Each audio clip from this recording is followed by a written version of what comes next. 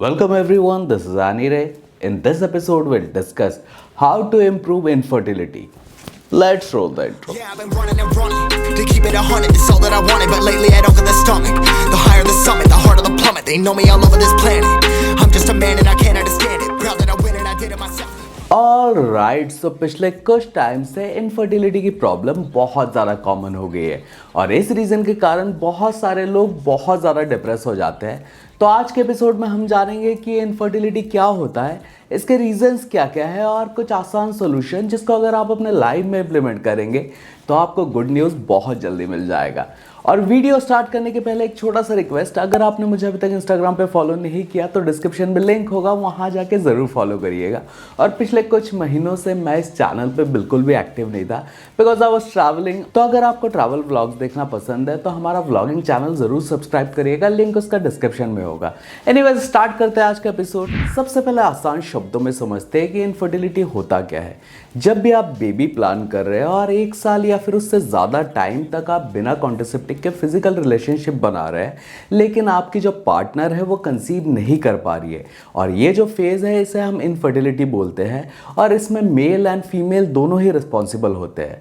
Infertility के basic 2 types होते हैं। एक रहता है प्राइमरी इनफर्टिलिटी, जिसका मतलब होता है कि पहली बार आप बेबी प्लान कर रहे हैं, और जो सेकंड फेज रहता है जिसे हम बोलते हैं सेकेंडरी इनफर्टिलिटी, जिसका मतलब पहले आपको एक बेबी है और सेकंड टाइम आप ट्राई कर रहे हैं। अब बात कर लेते हैं कि इनफर्टिलिटी के रीजंस क्या क्या है। नंबर 1 पे आता है बैड लाइफस्टाइल। आजकल मेल एंड फीमेल दोनों ही अपने लाइफ में बहुत ज़्यादा बिजी हो जाते हैं और इस वजह से सही टाइम पे ना खाना खाते हैं ना सोते हैं और फिजिकल एक्टिविटीज़ तो ज़ीरो हो गई है और वीकेंड पे बहुत ज़्यादा पार्टी करते हैं, और ऐसी लाइफस्टाइल में आपको बेबी कंसीव करने में बहुत ज़्यादा प्रॉब्लम हो सकती है। सेकंड जो रीज़न है वो है लेट मैरिज। आजकल मेल एंड फीमेल दोनों ही अपने करियर को लेके बहुत ज़्यादा कॉन्शियस हो गए हैं। वो दोनों ही सोचते हैं कि पहले करियर सेट हो जाए उसके बाद शादी एंड बच्चे कर लेंगे, लेकिन 35 के बाद फीमेल्स में एग्स की क्वालिटी और मेन में स्पर्म की क्वालिटी काफ़ी ज़्यादा ख़राब हो जाती है। इस रीज़न के कारण इनफर्टिलिटी डे बाय डे बहुत ज़्यादा बढ़ रहा है। नंबर 3 पे आता है बैड डाइट। आजकल लोग अपनी लाइफ में बहुत ज़्यादा बिजी हो गए हैं, इसलिए अपने डाइट का बिल्कुल भी ध्यान नहीं रखते हैं। ज़्यादातर लोग जंक फूड और शुगरी फूड पे बहुत ज़्यादा रिलाय करते हैं, जिससे फीमेल्स में एग्स की क्वालिटी बहुत ज़्यादा ख़राब हो जाती है और मेन में स्पर्म का जो प्रोडक्शन रहता है वो भी कम हो जाता है। तो अगर आपको इन फ्यूचर बेबी प्लान कर रहे हैं तो अपने डाइट पे बहुत ज़्यादा ध्यान देना पड़ेगा। नंबर 4 पे आता है स्ट्रेस एंड एंजाइटी।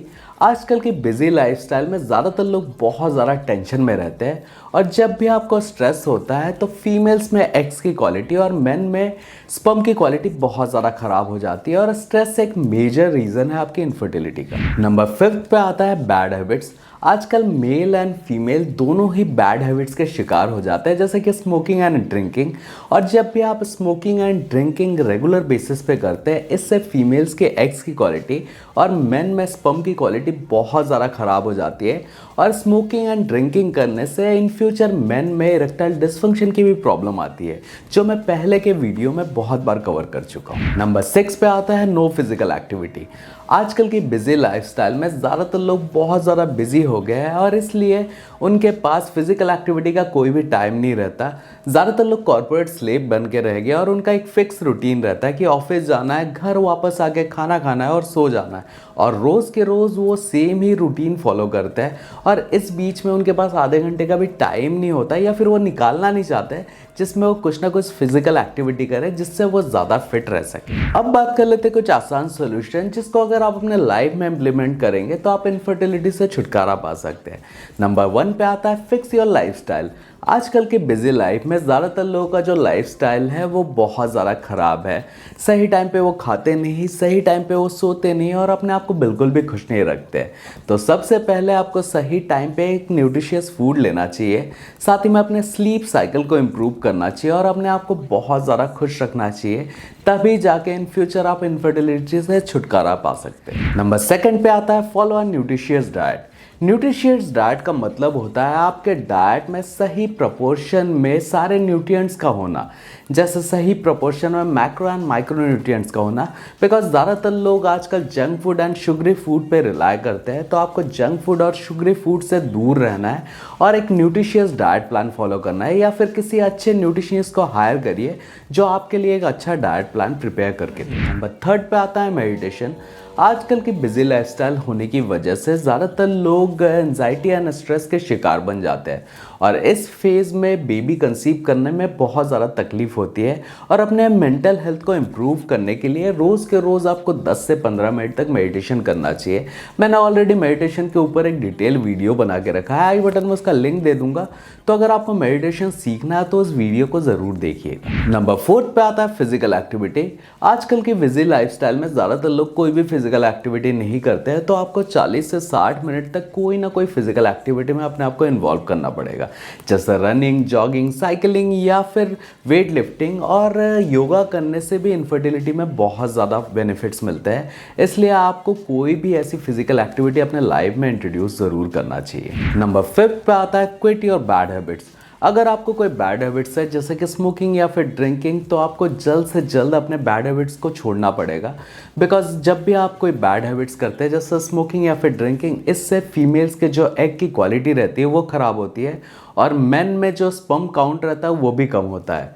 तो अगर आपको कोई बैड हैबिट है तो जल्द से जल्द उसको छोड़ने की कोशिश करिए। नंबर 6 पे आता है सप्लीमेंट। अपने वाइटलिटी को इम्प्रूव करने के लिए अपने लाइफ में कुछ सप्लीमेंट को ज़रूर इंट्रोड्यूस करिए, जैसे कि एक वे प्रोटीन। अगर आप नेचुरल डाइट से अपने प्रोटीन रिक्वायरमेंट पूरी नहीं कर पाते तो आपको एक वे प्रोटीन ज़रूर लेना चाहिए।